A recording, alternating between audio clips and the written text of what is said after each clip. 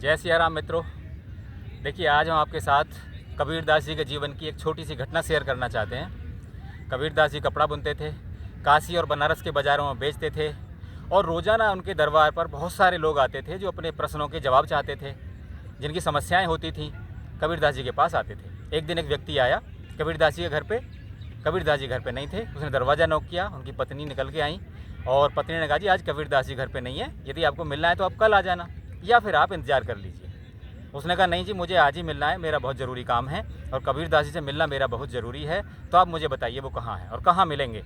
तो पत्नी ने कहा, जी पड़ोस में किसी की डेथ हुई है, मृत्यु हुई है, उसके अंतिम संस्कार में वो शामिल होने के लिए गए हुए हैं, आपका अति आवश्यक कार्य है तो आप उनसे मिल लीजिए, अभी रास्ते में ही होंगे। वो व्यक्ति जैसे ही जाने लगा, उसने पूछा, जी मैं कबीरदास जी को मैंने कभी देखा नहीं, तो मैं पहचानूंगा कैसे। अब कबीरदास जी का आत्मज्ञानी व्यक्ति थे, उनकी पत्नी भी आत्मज्ञानी थी, तो उन्होंने कहा कि ठीक है। उस व्यक्ति के सर पे हाथ रखा कबीरदास जी की पत्नी ने और कहा कि अब आप उन्हें पहचान लेंगे, उनके सर पे एक आपको ज्योति नज़र आएगी, जिस भी व्यक्ति के सर पे ज्योति नज़र आए आप समझ लेना वो कबीर है। वो व्यक्ति चला गया, अंतिम यात्रा उसे नज़र आई, बहुत सारे लोग जा रहे थे, उसने देखा कि व्यक्ति के ऊपर एक ज्योति नज़र आ रही है। बोला ठीक है भाई, बड़ा खुश हुआ, कबीरदास जी मिल गए।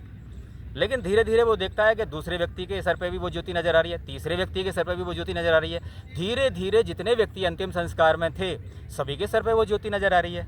वो भ्रमित हो गया, बोला यार कबीरदास जी की पत्नी ने अच्छी पहचान बताई, ये तो सभी की सर पे ज्योति नज़र आ रही है, अब मैं कैसे पहचानूंगा। बोला चलो ठीक है, अब आ ही गया तो अंतिम यात्रा में शामिल होना भी पवित्र ही माना जाता है, तो अब मैं अंतिम यात्रा में शामिल ही हो जाता हूँ, कबीरदास जी से कल मिल लेंगे, शाम को मिल लेंगे। वो अंतिम यात्रा में शामिल हो गया। उस व्यक्ति का, मृत व्यक्ति का विधि विधान से अंतिम संस्कार हुआ और सभी लोग अपने घर की तरफ लौटने लगे।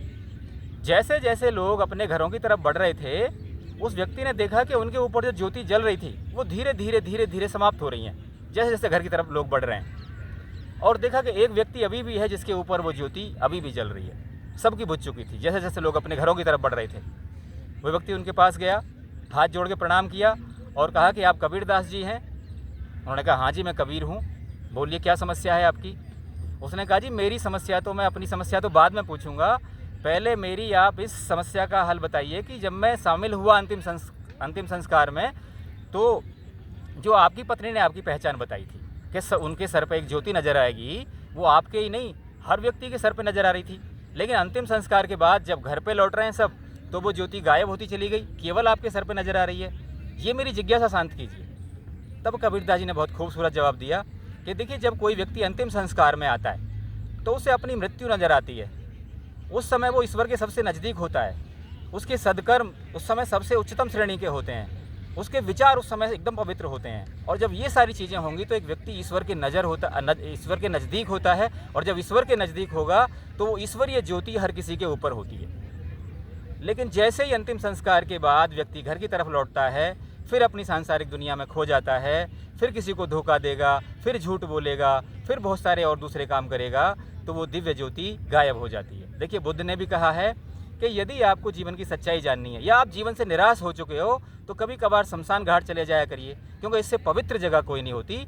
यही वो जगह है जहाँ व्यक्ति ईश्वर के सबसे ज़्यादा निकट होता है, और जब ईश्वर के सबसे ज़्यादा निकट होता है तो वो ज्योति नज़र आती है। लेकिन मैं हमेशा ही ईश्वर के सबसे ज़्यादा निकट होता हूँ, हमेशा ही मुझे मृत्यु का बोध होता है कि ये जो मेरा शरीर है मैंने धरती माता से उधार लिया है और समय आने पर एक एक परमाणु मुझे लौटाना होगा। ये मृत्यु का बोध हमेशा मेरे पास होता है, हमेशा मेरे मस्तिष्क में होता है, इसलिए मैं हमेशा ईश्वर के निकट और नज़दीक होता हूँ, इसलिए वो ईश्वरीय ज्योति हमेशा मेरे सर पे नज़र आती है।